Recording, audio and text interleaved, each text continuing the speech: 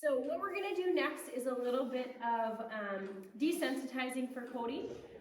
In talking to Cody's owner, he is apprehensive about just about everything. Lawnmowers, people making sounds, just about everything is a little bit scary to him. So we're gonna start introducing things that could be scary to him, and when he decides to relax and work with us, we're gonna take away the scary stimulus. So we're gonna start using just the whip that I have in my hand. So I'm gonna start by just tossing the whip around him, and what you can see is he's gonna wiggle and he's going to not think it's great, and that's okay. Anytime he startles like that, it just means that we need to keep doing what we're doing. So I'm gonna keep him from running over top of me for sure, but I'm not gonna take that scary thing away, if you will. He's kind of licking already. He says, oh man, okay, I get this. It's not that big of a deal. So he's licking, he's thinking about it. I'm gonna take the whip away for right now. He's a little tangled up with the rope, so we'll move that right now.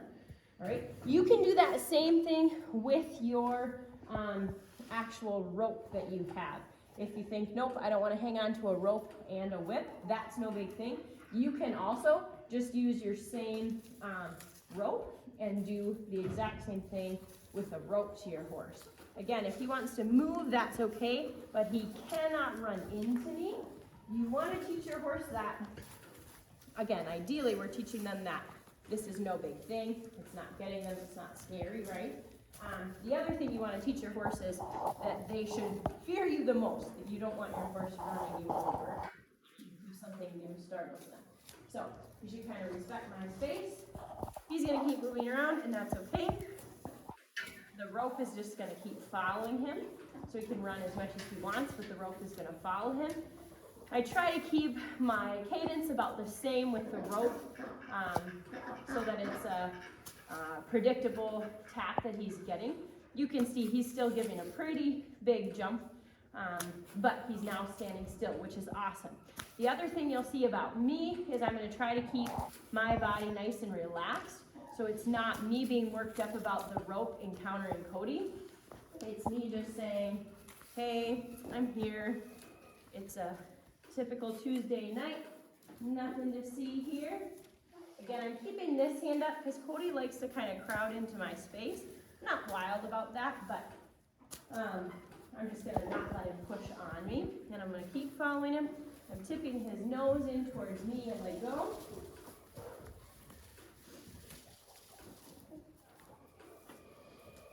And I just keep the rope following him. As the horse moves, you'll see it might be difficult to keep it in contact with him each time, but I'm tossing the rope repeatedly. It's going towards him, up and down, up and down. No big thing. I'm watching for his ears to relax. I'm watching for his head to relax. I'm watching for that chewing that we were talking about. Things that let me know he's thinking about what I'm having him do, and he's using more of the thinking side than the reacting side of his brain. He's either in that fight or flight mode, or he's thinking about, okay, maybe Danae is going to be looking out for me.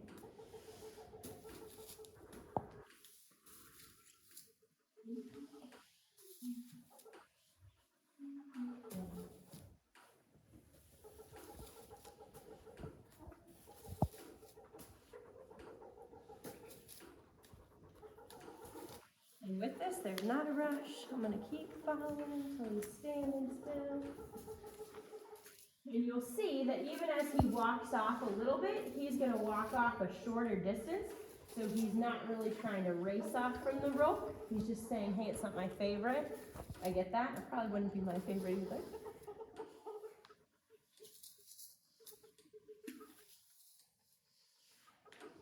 Again, something that's worth mentioning is you're not taking away that rope tap as soon as the horse stops moving, because he might just be kind of waiting for his chance to hop up. You're also waiting for those indicators that he's thinking about what you're doing. Right there, he's looking over at the pig in the hay, so he's less worried about the rope than he is about the pig. So we're going to give him a little break there. We're going to tell him, good boy.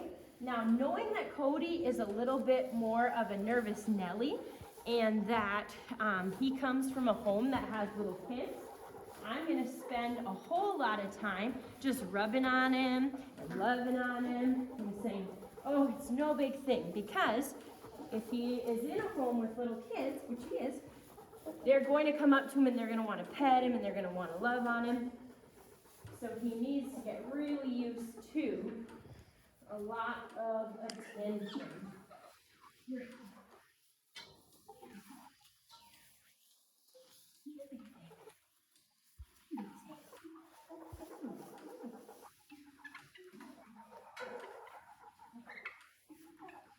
So in rubbing on Cody's back leg, he decided that he was going to get a little bit salty and do kind of a little kick out. And so, it's a good teaching moment. The very first thing that I want to do is I want to protect myself. I want to get in nice and close so that as he's kind of kicking and throwing a little tantrum, he's not going to be kicking me. And then I'm going to keep rubbing in that spot until he stopped with that kick, which he's not stopping yet, which is okay. Again, we're just going to keep creating that kind of annoying stimulus to him until he's decided that he doesn't need to kick at it. I just keep following him, and he's already not doing as big of a kick out as he was initially.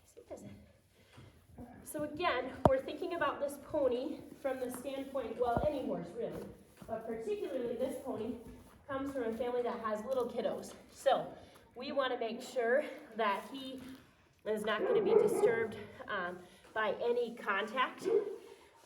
So that kick out with his lower leg is something that right away I'm going to address. I don't want him to spend any time thinking that that kick out is something that is okay. The other thing you'll see is I don't get worked up about it. I'm not beating up on him for having that response. It's just a protective response. He's trying to say, hey, I'm not sure about that, stay away from me. So I don't get worked up about it at all. I'm just gonna follow him around and say, hey, it's no big thing. I'm not interested in eating you for dinner. I just would like to be able to pet your leg, okay? Again, making sure that you're at a 45-degree angle from the horse if you're at the shoulder or at the hip is gonna help minimize any risk that you are gonna be collateral damage in this learning experience, which is important when there are little hooves flying around. But you can see Cody is already doing a really nice job of now not reacting to the fact that I'm rubbing down his leg, I'm rubbing along his front of his whole back leg. I'm not trying to pick his leg up, I'm just trying to tell him that he doesn't need to react to me. And he's doing really nicely with that now. Good boy. Good boy.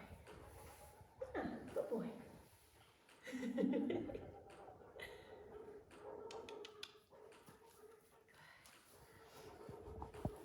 Nice job, Steve.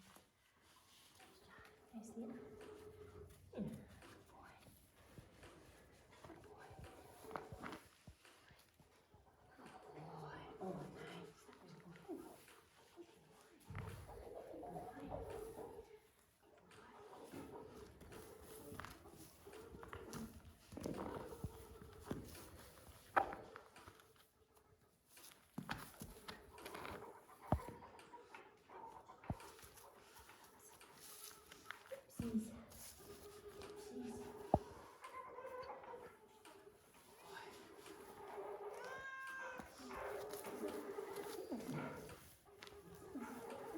Something else to note is his right leg, he calmed down his right back and he gave it to me no problem. I don't just assume he's going to give me the left hind the same way. I start over again at the top. If he was a little apprehensive on one back leg, we might have that same reaction on the opposite side. You treat them as if it's a totally different horse from one side to the other. I don't anticipate that it carries over. For some horses it does, and they're not worried when you switch to the other side. But for a lot of horses, you kind of start from scratch when you switch from your right side to your left side. So again, I just kind of revisit rubbing along that whole leg. I'm not going to try to stop his feet from moving. The only thing I'm doing right now with his rope is I'm keeping his head turned towards me so he doesn't try to drag me around the barn. That's all I'm doing. By keeping his head turned towards me as well, I'm reducing the risk of getting bumped by his feet should he decide to kick out. And now he's stopping his movement, which is great. I'm going to kind of retreat from where it's more bothersome to him, kind of down by that hock. I'll go back up more towards his back, and then I'll revisit that troublesome spot. And again, already a huge improvement, and we're not trying to beat up on him, we're just loving on him and saying it's no big thing. You get nice butt scratches if we get to check out your feet.